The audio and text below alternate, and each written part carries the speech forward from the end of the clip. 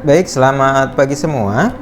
Pada kesempatan kali ini kita akan masuk ke bab yang ketiga, yaitu memahami sistem administrasi kepegawaian.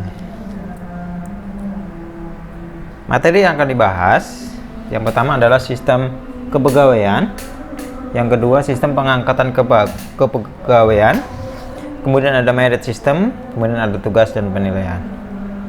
Kita masuk yang pertama, yaitu sistem kepegawaian. Di sini kita jelaskan dulu pengertian sistem, ya, agar sama kita punya persepsi pengertian sistem, pengertian kepegawaian, kemudian pengertian sistem kepegawaian. Yang pertama pengertian sistem terlebih dahulu.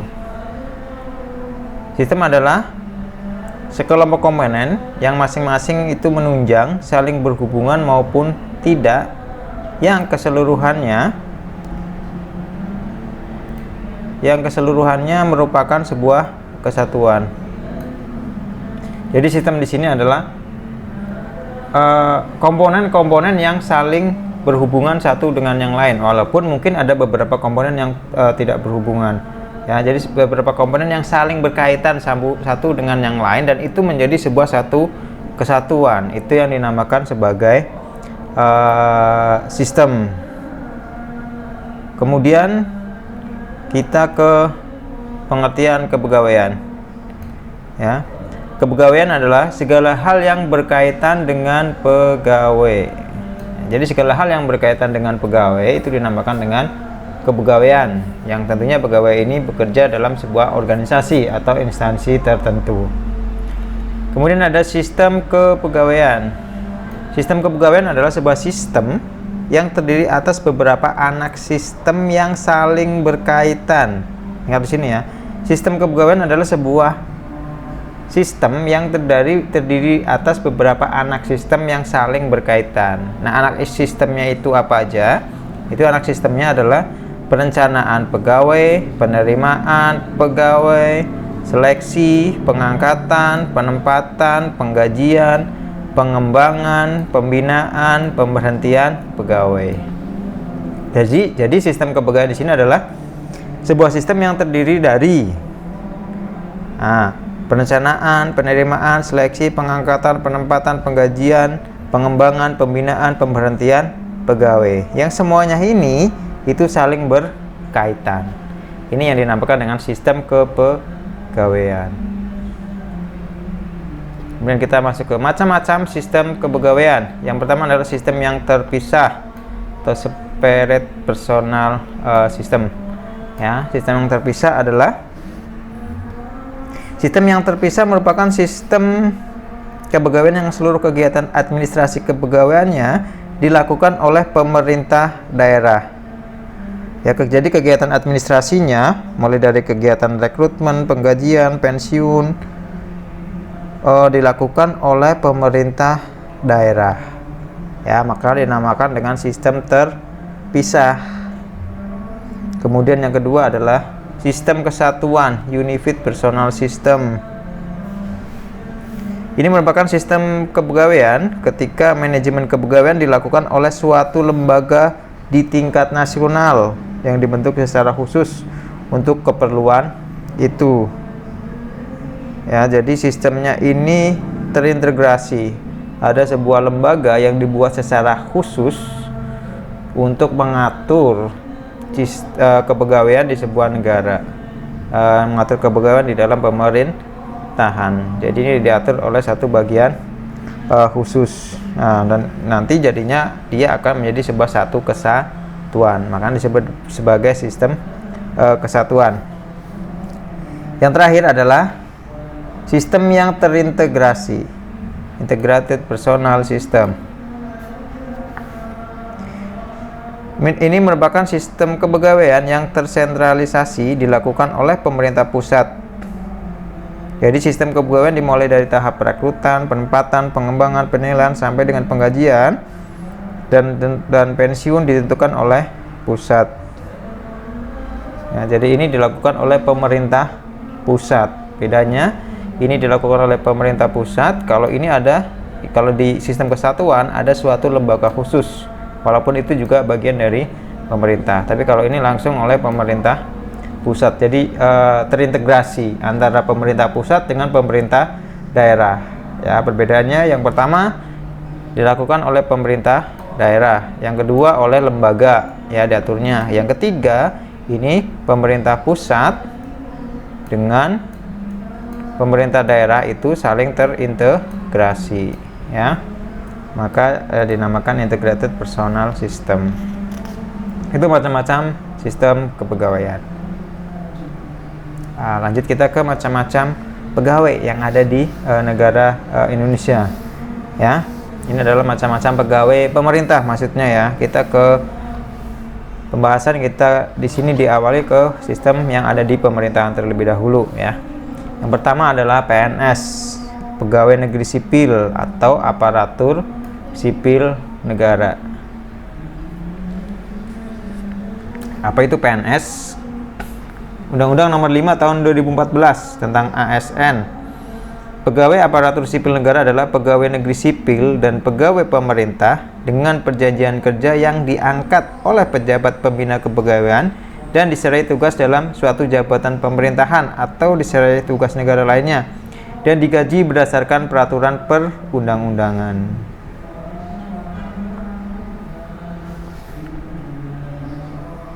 Nah, jadi di sini PNS adalah pegawai yang diangkat oleh pejabat pembina kepegawaian yang diangkat oleh pemerintah untuk bekerja pada pemerintah. Ya, itu namanya PNS. Contohnya, misalnya guru yang bekerja pada sekolah negeri, ya, pegawai yang bekerja pada kementerian, pegawai yang bekerja pada kelurahan, atau pegawai yang bekerja pada kecamatan, ya, pegawai yang kerja di kantor bupati, ya, pegawai yang kerja di puskesmas, yaitu namanya selagi mereka bekerja pada pemerintah kemudian diangkat oleh pemerintah sebagai pegawai negeri sipil, maka mereka adalah PNS. Kemudian yang kedua adalah TNI. TNI atau Tentara Nasional Republik Indonesia. TNI ini juga bekerja pada pemerintah ya. Kalau menurut Undang-Undang Nomor 3 Tahun 2004, Tentara Nasional Indonesia adalah warga negara Indonesia yang memenuhi persyaratan yang ditentukan dalam peraturan perundang-undangan dan diangkat oleh pejabat yang berwenang untuk mengabdikan diri dalam dinas keprajuritan. Ya, jadi mereka warga negara yang sudah diangkat oleh pejabat yang berwenang untuk mengabdikan diri. Nah, di sini ada kata-kata mengabdikan diri di dinas keprajuritan ya, karena mereka adalah prajurit negara. Nah, itu adalah TNI. Kemudian Polri atau Kepolisian Republik Indonesia ya. Pisah ya, TNI sendiri, Polri sendiri.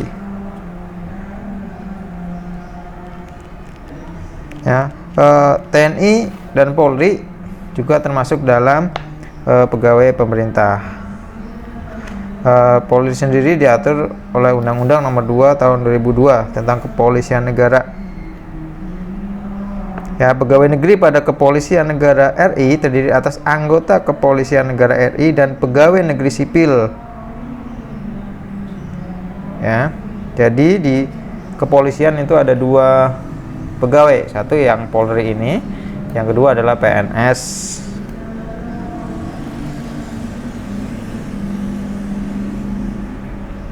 Ya, masyarakat sipil yang ingin menjadi aktif di polisi harus mengikuti tes tertentu dan wajib mengangkat sumpah atau janji yang ditentukan oleh Kepolisian RI. Selanjutnya, para anggota kepolisian wajib menjalani ikatan dinas hingga kurun waktu tertentu dan mengaplikasikan ilmu pengetahuan yang telah diterimanya, baik selama pendidikan maupun pada saat pelatihan tertentu.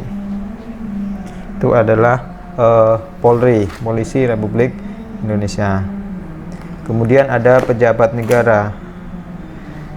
Pejabat negara juga termasuk sebagai pegawai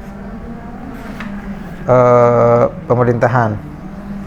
Pejabat negara merupakan pimpinan dan anggota lembaga tinggi negara seperti termaktub dalam Undang-Undang 45. Pejabat negara terdiri dari presiden dan wakilnya, ketua, wakil ketua, anggota MPR, ketua, wakil ketua, anggota DPR, ketua, wakil ketua Mahkamah Konstitusi, ya, kemudian di kehakiman, kemudian peradilan tata usaha negara, ya, kemudian yang ada di pengadilan pajak, badan pemeriksa keuangan, komisi pemberantasan korupsi, kemudian menteri dan jabatan setingkat menteri, kepala perwakilan Republik Indonesia, gubernur, wakil gubernur, bupati, dan mungkin ada pejabat lain yang telah ditentukan oleh pemerintah melalui undang-undang sebagai pejabat negara. Nah, kemudian ada PNS lainnya.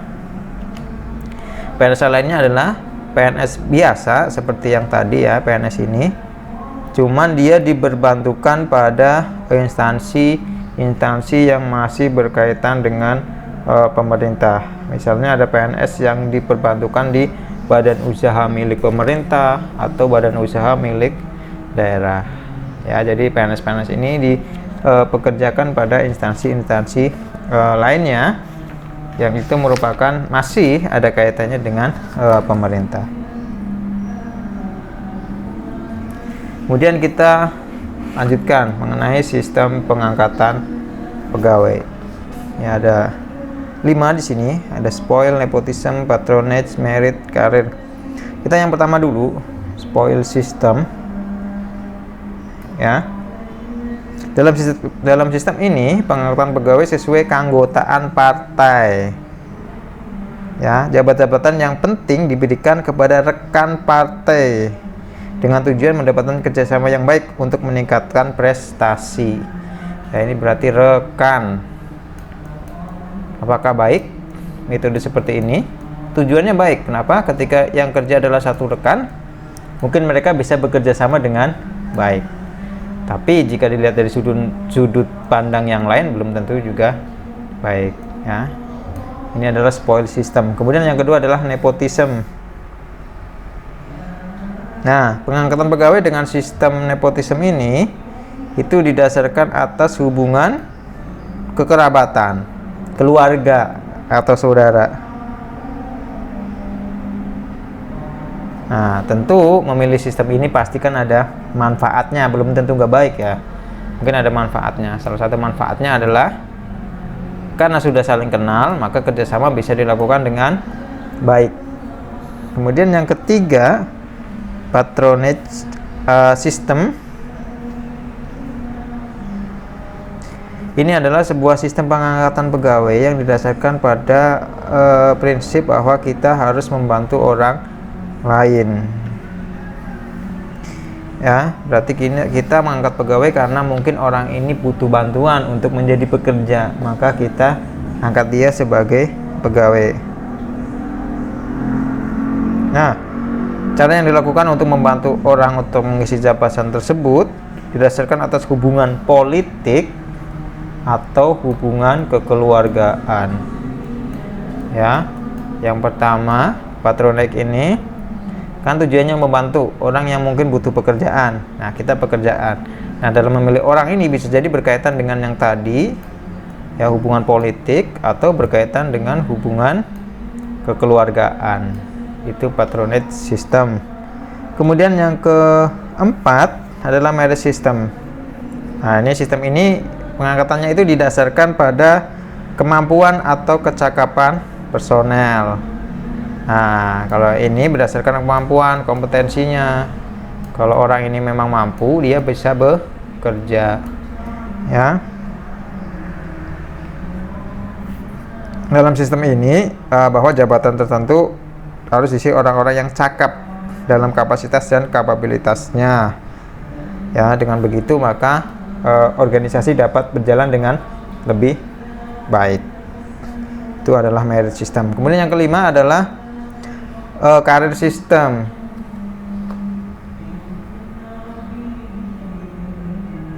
Nah, ini mungkin lanjutan dari merit system ya. Dalam career system, pengangkatan ke pegawai ini didasarkan pada kemampuan kecakapan personal pegawai tersebut. Ya, sama dengan merit system tadi, didasarkan adalah kemampuan orang tersebut. Namun di sistem karir ini ada pengembangan lebih lanjut yang didasarkan kepada keahlian pegawai tersebut. Ya, kemudian dilakukan pembinaan, pelatihan dan sebagainya. Kemudian diukur juga masa kerja, unsur kesetiaan, pengabdian dan prasyarat lainnya. Nah, disitulah nanti akan ada sebuah sistem karir. Ya, disitulah nanti akan ada pengisian lowongan jabatan berdasarkan kriteria-kriteria tadi. Ya, berdasarkan nanti unsur pembinaan, pelatihannya bagaimana, pembinaannya bagaimana, masa kerja, ya kesetiaannya bagaimana, pengabdian bagaimana, dan syarat-syarat yang lainnya. Ketika syarat-syarat ini nanti akan dipakai untuk menentukan seseorang itu dapat naik jabatan atau tidak. Mungkin di awal seorang masuk sebagai staf sesuai dengan kompetensinya. Misalnya staf di bidang komputer, maka dia harus ahli di bidang komputer, baru dia bisa diterima di staf. Nah, dalam sistem karir ini staf ini bisa berkembang setelah mengikuti pelatihan, pembinaan, ya. Kemudian dia orangnya setia, pengabdiannya tinggi, loyalitasnya tinggi. Sistem karir ini maka orang tersebut bisa naik jabatan, misal sebagai supervisor bagian IT, atau nanti naik bisa menjadi manajer berdasarkan kemampuan orang tersebut. Ini adalah sistem karir. Kemudian kita akan lebih jauh tentang sistem merit, ya, karena sistem merit ini sekarang diterapkan di negara kita. Sistem merit adalah sistem di mana rekrutmen dan promosi pegawai dilakukan berdasarkan kemampuan dalam melaksanakan tugas, bukan didasarkan atas koneksi politik. Ya, sistem ini sebenarnya sudah ada sejak dinasti Qin dan dinasti Han. Ya, sistem seperti ini sebenarnya sudah ada, mengadopsi dari dinasti ini, ya, yang ada di China. Itu adalah sistem merit. Kemudian bagaimana aplikasi sistem meritnya? Kemudian ini ada pengaplikasian sistem merit, ya, di Amerika. Ya, di Amerika juga setelah dilakukan penelitian, didapatlah ada 9 prinsip merit. Ya, jadi ketika mau melakukan sistem merit dalam sebuah organisasi, perusahaan atau pemerintah, maka bisa mengaplikasikan 9 prinsip ini. Yang pertama, melakukan rekrutmen, seleksi, dan prioritas berdasarkan kompetisi yang terbuka. Ya, jadi rekrutmennya, seleksinya dilakukan secara terbuka dan tentunya harus adil. Ya, jadi di awal ketika membuka lowongan, maka semua orang harus tahu. Ya, banyak yang orang tahu. Ketika melakukan seleksi, maka seleksinya terbuka. Nilainya berapa? Ya, kekurangannya di mana? Kan? Jadi dilakukan secara terbuka. Kemudian yang kedua, memperlakukan pegawai secara adil dan merata. Sudah pasti ya, semua pegawai harus dilakukan secara adil dan setara. Yang ketiga, memberikan remunerasi atau apresiasi yang setara untuk pekerjaan-pekerjaan yang setara, menghargai kinerja yang tinggi. Artinya gaji itu ditentukan, atau apresiasi ya, remunerasi itu ditentukan oleh bagaimana orang itu bekerja, bagaimana orang itu melakukan pekerjaannya, ya, bagaimana kualitas orang tersebut dalam bekerja, dan bahkan ditentukan juga oleh pekerjaan yang dilakukan. Mungkin ada pekerjaan yang memiliki resiko tinggi, tentu remunerasinya harus lebih tinggi, ya, apalagi ketika berhubungan dengan hal-hal yang mungkin berhubungan dengan hal-hal yang sulit berkaitan dengan nyawa manusia, ya, dan tidak semua orang mau melakukannya, maka itu pun remunerasinya juga berbeda. Yang keempat, menjaga standar yang tinggi untuk integritas perilaku dan kepedulian untuk kepentingan masyarakat. Ya, di sini merujuk ke kepentingan masyarakat, harus punya integritas yang tinggi, ya, perilaku dan kepedulian. Jadi harus dalam perilakunya harus menunjukkan integritas dan kepedulian kepada kepentingan masyarakat, karena ini bekerja untuk pemerintah dalam melayani masyarakat. Kemudian yang kelima, mengelola pegawai secara efektif dan efisien. Ya, jadi ketika mengelola pegawai harus dilakukan secara efektif dan efisien, artinya bisa dilakukan dengan cepat dalam waktu yang cepat, tidak bertele-tele, ya, tidak terlalu banyak birokrasinya. Ya, ketika misal pelayanan di kelurahan, misalnya membuat KTP.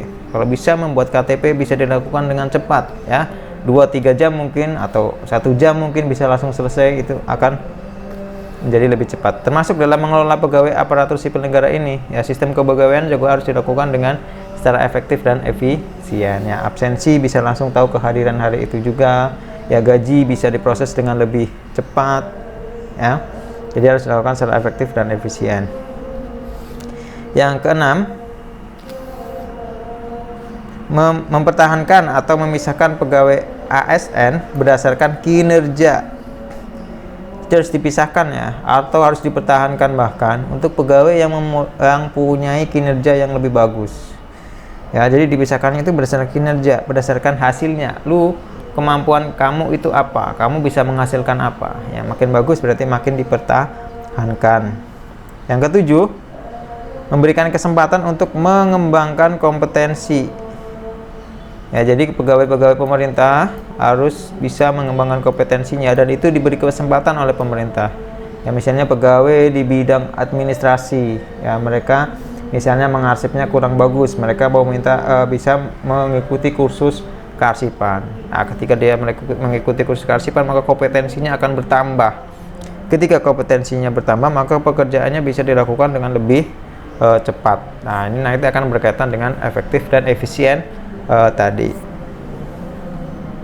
Nah, melindungi pegawai aparatur sipil negara dari pengaruh-pengaruh politik yang tidak pantas atau tidak tepat ya.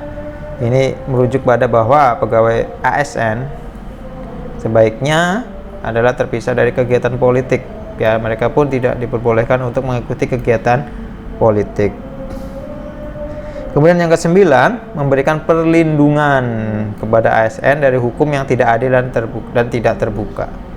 Ya, jadi ketika ASN bekerja dan dia mendapatkan perlindungan hukum yang jelas, maka ASN bisa bekerja dengan lebih tenang ya, bekerja dengan lebih semangat, bekerja dengan lebih sigap karena dia merasa terlindungi.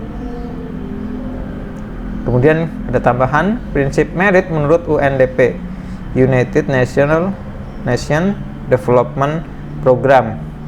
UNDP adalah jaringan pembangunan global PBB, sebuah organisasi yang mengusahakan perubahan dan membuat negara-negara terhubung pada pengetahuan, pengalaman, sumber daya untuk membantu masyarakat membangun kehidupan yang lebih baik. Nah, itu adalah UNDP. Dia ada punya 4 sistem merit ya, menyarankan 4 sistem merit. Yang pertama, job at every level ya. Jadi ini sistem merit harus diterapkan tidak hanya untuk kenaikan pangkat, namun juga untuk rekrutmen dari awal. Jadi dari awal sistem merit harus sudah diterapkan. Yang kedua, the best candidate, memilih yang terbaik dari sejumlah kandidat ya. Jadi dalam sistem ini harus pilih yang terbaik, yang dianggap sanggup untuk melaksanakan tugas jabatan dengan baik. Yang ketiga, open to all, rekrutmen harus dilaksanakan secara terbuka, tidak boleh dibatasi hanya dari internal instansi atau dari kelompok terbatas. Yang keempat, sistematik, transparan, dan challengeable. Artinya semua harus dilakukan secara sistematis, transparan, itu terbuka, kemudian kompetitif. Oke, kita lanjutkan. Peraturan Pemerintah Nomor 11 Tahun 2017 tentang sistem merit. Nah, di Indonesia sistem merit ini diatur dalam peraturan pemerintah sejak tahun 2017. Ya, sudah ada peraturan tentang sistem merit yang ada di pemerintah Republik Indonesia. Nah, ini ada prinsip. Ya, prinsip ini nantinya harus diterapkan di dalam instansi pemerintah. Nah, yang pertama, jabatan harus punya standar kompetensi jabatan. Jadi ada standar jabatannya di situ. Jelas kemampuannya seperti apa dan kompetensinya apa. Kemudian ada perencanaan kebutuhan pegawai sesuai dengan beban kerja. Yang kedua, harus ada perencanaannya. Kebutuhan pegawai harus direncanakan ya. harus sesuai dengan beban kerja. Artinya ketika dia pekerjaan apa, maka kebutuhannya pun harus disesuaikan. Kemudian ada seleksi, sama ya. Seleksi dilakukan secara terbuka. Ini kebutuhan pegawai dilakukan seleksi secara terbuka. Kemudian memiliki manajemen karir, ya.